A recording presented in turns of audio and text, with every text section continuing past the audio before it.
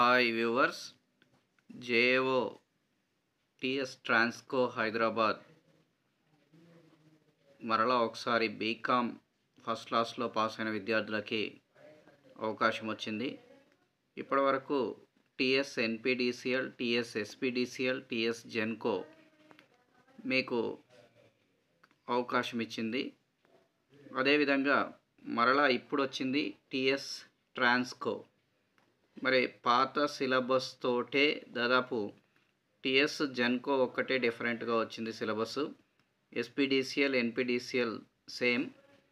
అదే సిలబస్ తోటి ట్రాన్స్కో 44 పోస్ట్ తోటి మీ ముందుకు రావడం జరిగింది. మరి మనకున్నటువంటి అవగాహన మేరకు సిలబస్లో ఏవి ఎన్ని మార్క్స్ రావచ్చు అని చెప్పి మీకు క్లియర్గా ఇస్తున్నాము. అలా కనుక మీరు ఫాలో అవుతే ఖచ్చితంగా సక్సెస్ అయ్యే అవకాశం ఉంటుంది. మరి ఆ పాత సిలబస్సే మీకు యూజ్ అవుతుంది కాబట్టి 1-2 సార్లు చెక్ చేసుకొని వాటిని కనుక మీరు ప్రిపేర్ అవుతే సక్సెస్ఫుల్ అయ్యే అవకాశం ఉంది. అయితే ఒక విషయాన్ని గమనించాలి, ఇది ఒక అంచనా, పూర్తిగా ఇలాగే ఇవ్వాలని ఏం లేదు, కొంత మేరకు మార్పులు వస్తాయి. మరి దాంట్లో భాగంగా accounts compulsory marks point of వ్యూలో తీసుకున్నట్లయితే అకౌంటింగ్ ఇంట్రొడక్షన్ దాంట్లో concepts and conventions 1 mark compulsory. ఎలా అంటే మొన్న జరిగిన జేఓలో కూడా సిరాబుడ్డి గురించి అడిగారు, మెటీరియాలిటీ కన్వెన్షన్స్ తోటి. కాబట్టి దాని మీద కంపల్సరీ ఒక క్వశ్చన్ ఉంటుంది. అదేవిధంగా అకౌంటింగ్ స్టాండర్డ్స్ 1 to 32లో ఏదైనా ఒక స్టాండర్డ్ అడుగుతారు, 1 మార్క్ కంపల్సరీ. కన్సైన్మెంట్స్ ఖచ్చితంగా ఇండైరెక్ట్ సిస్టంలో 1 మార్క్ అడిగే అవకాశం ఉంది. Depreciation reserves 1 mark compulsory. Bills of exchange ఇది కూడా కంపల్సరీ 1 మార్క్ వస్తుంది. సోల్ ట్రేడింగ్ ఫైనల్ అకౌంట్స్ అంటే final accounts, trial balance, final accounts 2 marks వస్తాయి. ఎలా అంటే ఒకటి ఫైనల్ అడ్జస్ట్మెంట్స్ మీద ఎంట్రీ గురించి, రెండోది అసెట్స్ లయబిలిటీ అడ్జస్ట్మెంట్స్ వాటి మీద ఒక క్వశ్చన్ వస్తుంది. ఇక కంపల్సరీ బ్యాంక్ రీకన్సిలియేషన్ 1 మార్క్ వస్తుంది.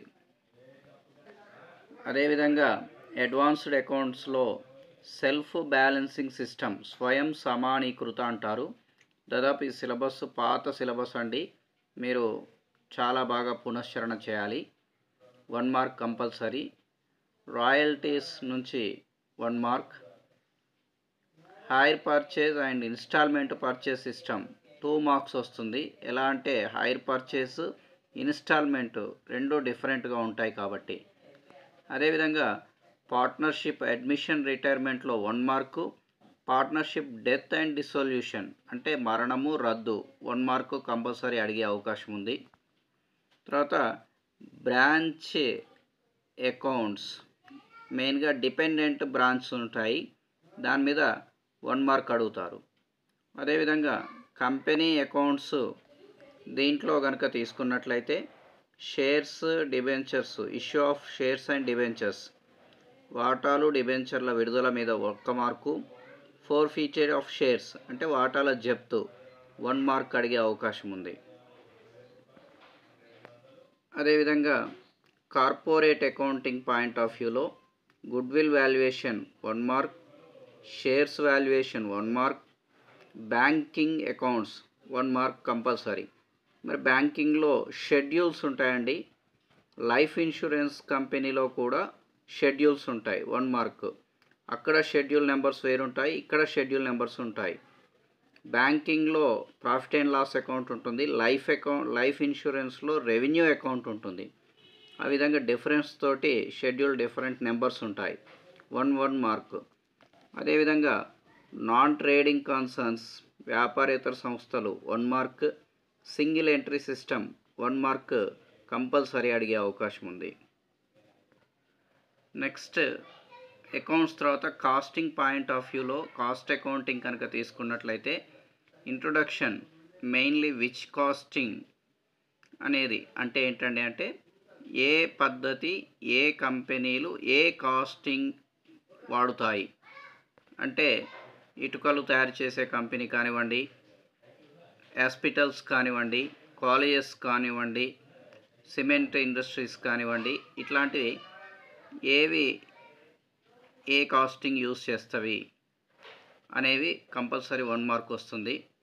Cost sheet 1 mark, prime cost, overheads, factory overheads, total cost, selling price, ఇలా 1 మార్క్ వస్తుంది. Contract costing 1 mark compulsory. Unit put costing 1 mark.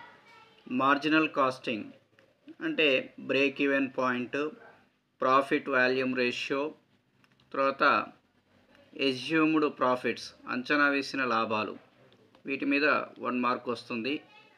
Variance analysis విచరణాలు అనే దాని మీద కూడా 1 మార్క్ వస్తుంది. అదేవిధంగా fund flow statement 1 mark, cash flow statement 1 mark. దాంతోపాటు ratio analysis 1 mark. Ratio ఎనాలసిస్లో చాలా ప్రిన్సిపల్స్ ఉన్నవి.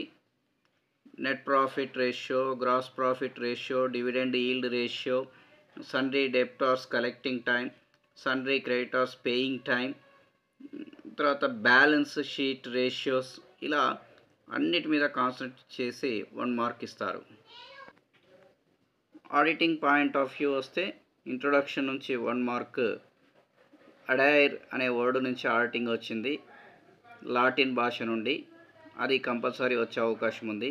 కంపెనీ సెక్షన్స్ 2013లో దాని మీద కాన్సన్ట్రేట్ చేసి 2 మార్క్స్ ఇచ్చే అవకాశం ఉంది. Auditing standards 1 mark, watching 1 mark, company auditing 1 mark, internal checking 1 mark, divisible profits 1 mark ఇచ్చే అవకాశం ఉంది. మరి ఈ విధంగా మనము ఎక్స్పెక్ట్ చేస్తున్నామండి. ఖచ్చితంగా ఇలా ఫాలో కావాలని కాదు, 80% ఇలా ఫాలో అయ్యే అవకాశం ఉంది.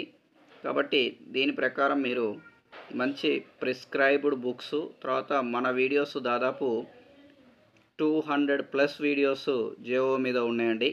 అవన్నీ చూస్తే మీరు ఇంతకుముందు ప్రిపేర్ అయ్యి ఉండి కనుక మీరు ప్రాక్టీస్ చేస్తే ఖచ్చితంగా 80 to 85 మార్క్స్ స్కోర్ చేసి మంచి ర్యాంక్ తోటి జాబ్లో సక్సెస్ అవుతారని ఆశిస్తూ ఆల్ ద బెస్ట్.